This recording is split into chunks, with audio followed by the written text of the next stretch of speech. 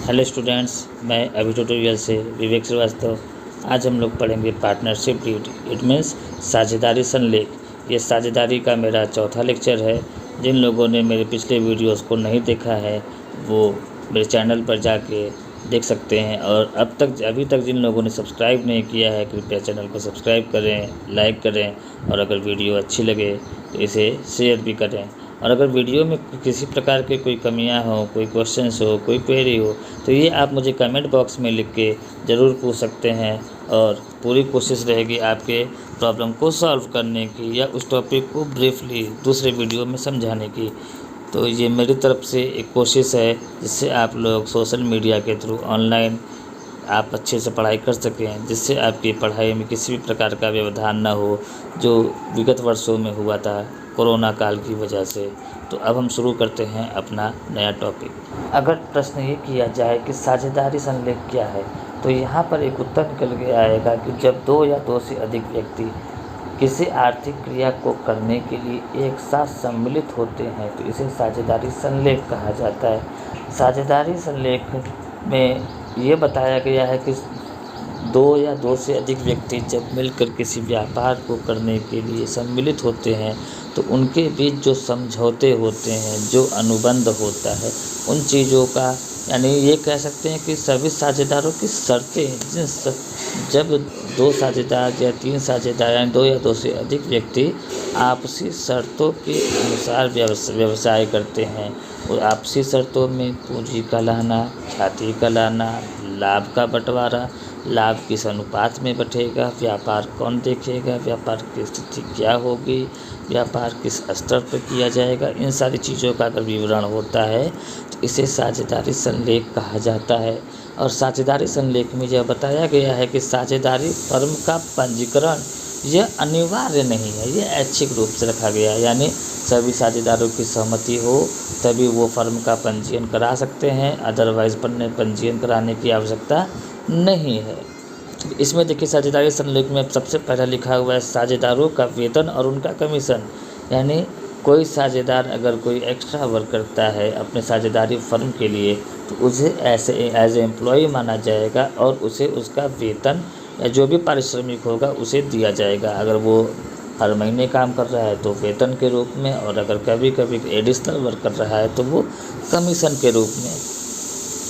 दूसरा है साझेदारों का लाभ और हानि का अनुपात, यानी उन दो सभी साझेदारों के बीच लाभ और हानि किस अनुपात में बटेगी, बराबर अनुपात में बटेगी, पूंजी अनुपात में बटेगी, या अलग से कोई रेशियो होगा, वो उस सभी साझेदारों के मध्य हुए समझौतों पर निर्भर करता है।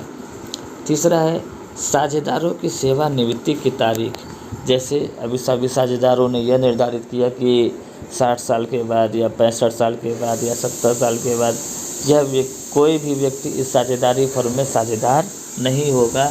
जिस भी साझेदार की उम्र इस सीमा तक होती है तो उसे इस साझेदारी फर्म से सेवानिवृत्त यानी रिटायरमेंट होना पड़ेगा। साझेदारों द्वारा व्यापार में लगाई गई पूंजी का लेखा जोखा, यानी जितने भी साझेदार फर्म में हैं उन सभी ने जो भी पूंजी लगाई उसका लेखा जोखा करना। उस पूंजी पर ब्याज क्यों लगाया जाता है? जब साझेदार यह गणना करते हैं कि अगर भविष्य में हमें लॉस हुआ, एक एजम्पशंस होता है, एक माना जाता है कि अगर कभी भविष्य में हमें लॉस हुआ तो उस लॉस के रिकवरी के लिए पूंजी में कोई कमी ना है, इसलिए वह पूंजी पर ब्याज का लेखा करते हैं। पूंजी पर ब्याज का लेखा हम लोग अपने फाइनल अकाउंट में पढ़े थे क्लास 11th में। उसमें बताया गया था कि यह लाभ हानि खाते के डेबिट पक्ष में एज एक्सपेंसेस के रूप से ट्रीटमेंट किया जाता है। अगर कोई नया साझेदार आता है तो उसका नाम पता व पूंजी। कोई नया साझेदार, किसी साझेदारी फर्म पुरानी है जो चल रही है, अगर उसमें किसी नए साझेदार को प्रवेश देना है तो उसका क्या नाम है, उसका पता क्या है, उसकी पूंजी क्या है। नेक्स्ट है अगर व्यापार में कोई विवाद हो जाए तो उसके निपटारे की विधि।